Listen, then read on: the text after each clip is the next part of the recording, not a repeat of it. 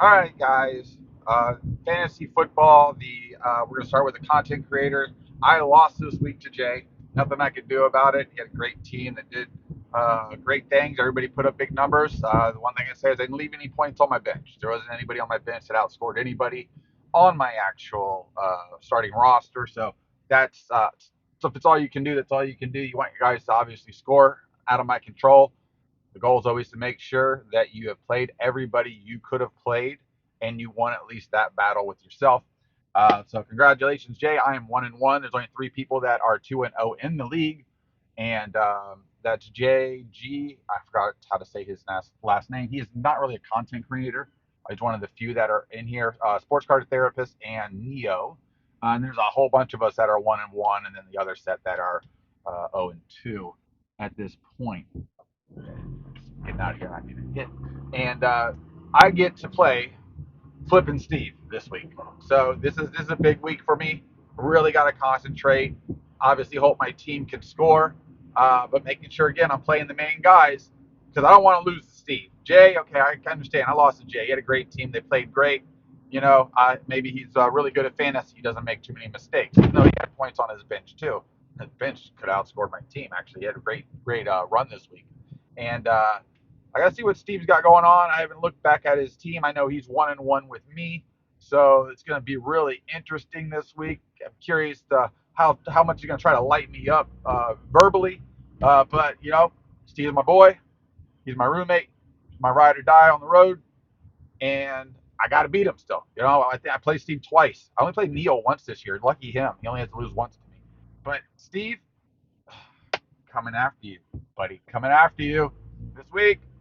Make sure y'all are in the chat. Also, our Instagram chat. Any of those people that watch our my videos, which is seems to be very few of you, especially in the league. Let's get this thing going, guys. We get a little controversy running around.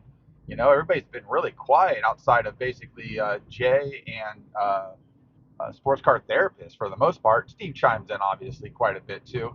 Every once in a while, Dustin will pop in when it has something to do with the Saints. And Jeff, got so much going on. I don't expect him to be too overly involved in this. But all right, that's for the giveaway for the National for 2024. That group of guys that we all thrown that money in to help basically get Steve's giveaway, give him some help, get more probably involved.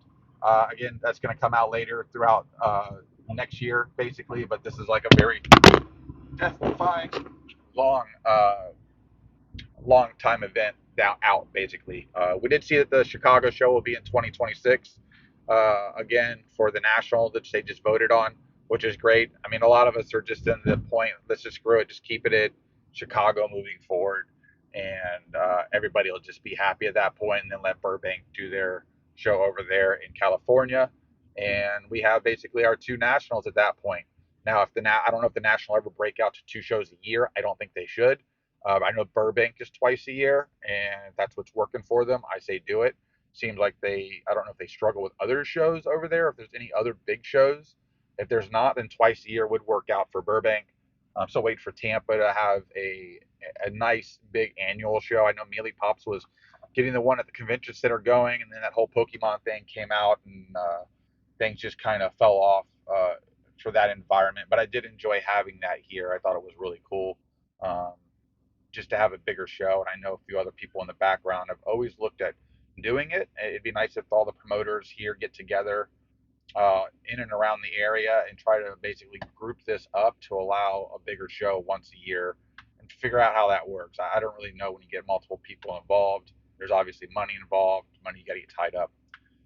Other than that, I had the Small Seminole show this weekend.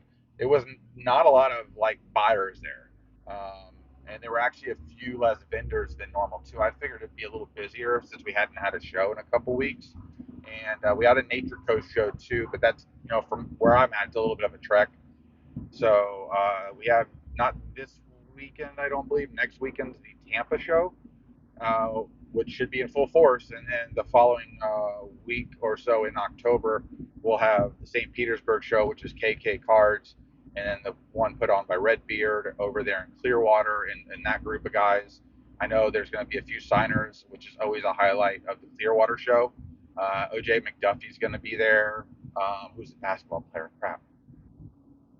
So they're bringing in some guys that aren't stiffs. I'm gonna put it to you that way. You've heard of the guys that they're bringing in, and that's always fun. They have a great connection to a bunch of athletes that come in, and it's usually free signatures, usually photos provided if you don't have something, and you get a card show out of it as well. So I really don't know why you wouldn't want to attend the Clearwater show, and then the KK show is just the consistent vendors, bigger room, and again, they both do a great job. When they're both going on, I go to both in the same day and just kind of make a day of it, at least for the first half of my day. Not just for content, because I want to go see everybody and see what's new, and if I can find something different, and then stuff just pops out. But other than that, the hobby, there's all the scammy, bad stuff that's getting thrown out there. We have some new product that's been dropping with the Bowman Chrome. I know some people are a little not up in arms. They always make it seem like people are up in arms. Nobody's up in arms. Just wish the Bowman first of like Babe Ruth and Roberto Clemente and Johnny Bench, or maybe one or two more that I'm missing. But I like that they're going to sprinkle in these Hall of Famers and give them a Bowman first.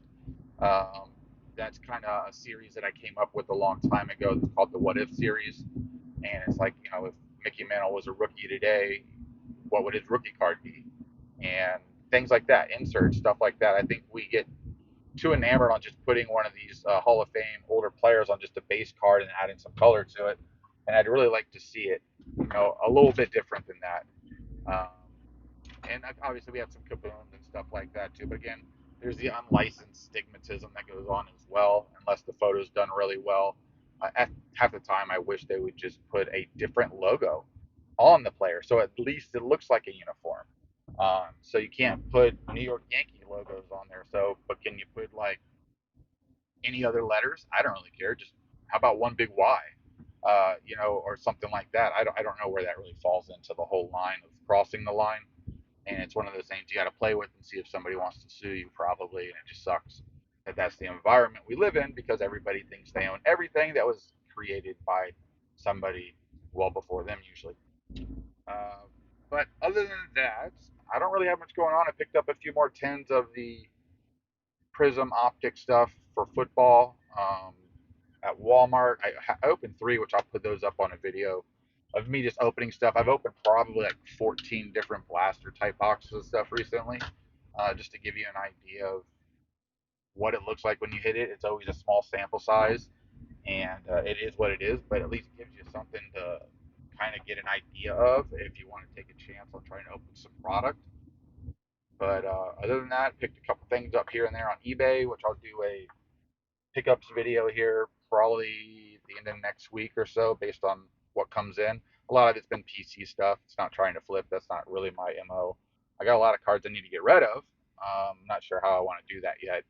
I was going to see talking to a couple guys that do the whatnot and maybe doing a deal with them or just throwing everything on eBay and letting it go. But eBay's just become one of those places to where if it's not the environment you're trying to make money from anymore with all the different stipulations and rules and time frames, and especially with cards where people can say they don't like something all of a sudden or it's not as described, and you can be as vague as you want with the description and or as detailed, and people will still it's not the one I want because so many people are still trying to buy to grade to flip.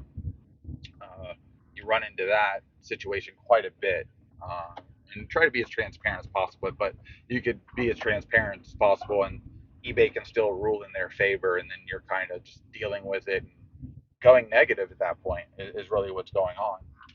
Just thinks that we can't get a better system for that. That or I may need to set up at a show coming up and just blow some stuff out in a bunch of dollar, $5, $10 boxes and just make that happen.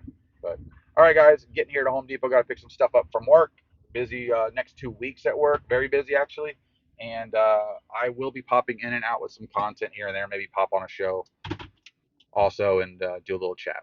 All right, guys. See ya.